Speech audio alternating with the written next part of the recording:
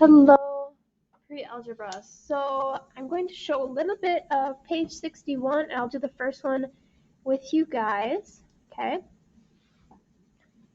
So this is directly, how I'm doing this is based off of how, that video of Professor Berger and how he did it. All right, so we'll do number one together. So you might want to have some extra paper. I have a post-it note here to do my work. So we're going to estimate the square root of 126 to the nearest 1/10.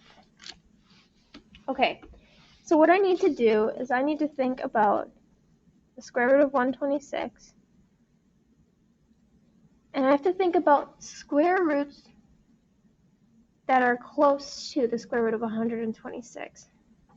So to find these perfect squares, I can think about ones that I have memorized. So I know that the square root of 100 is 10, right? 10 squared is 100. All right, but 100 is not super close to 126, so I'm going to try 11 squared, go one number up, and I get 121. Okay, well that's pretty close to 126. What about 12 squared? All right, that's over 126. So I think I have my two numbers. So I'm going to write it as 11 squared here, but that's the square root of 121. That is less than square root of 126. Okay, and then 12 squared, which you said was the square root of 144, or is 144, so I'm going to write them as square roots. That is greater than 126. So I've sandwiched 126 in between these two values. And the square root of 121 is, like we said, 11, and the square root of 144 is 12. So I know the square root of 126 is somewhere between 11 and 12. Well, if I look at these two numbers, I'm thinking it's closer to 120, like 126 is closer to 121. So if I were to think of 11 and 12 on a number line,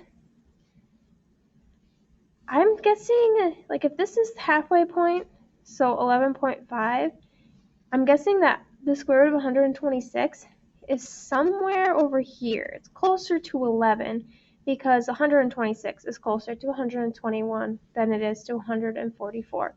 So now I'm just going to start making some guesses. So what about 11.3? So what I'll do is I'll square that. I'll do 11.3 squared, and I get 127.69. Okay, that is a little bit bigger than 126. So now I'll try 11.2. That's less than 11.3. All right, so I'll do 11.2 squared. Make it 125.44. Now what I'm going to decide is, okay, which one of these is closer to 126? Well, this one is. All right, so my estimate of the square root of 126 to the nearest 10th is 11.2. All right, this next column says the square root to the nearest 10th by calculator. So what that means is I don't have to estimate anymore. I can just go to my calculator and say, okay, the square root of 126 is 11.224. So to the nearest 10th, so my nearest 10th is this first decimal place. What's 11.2? So was I right or wrong? I actually was right. Awesome. All right, so you're going to do that for, do it for 7 of these, okay?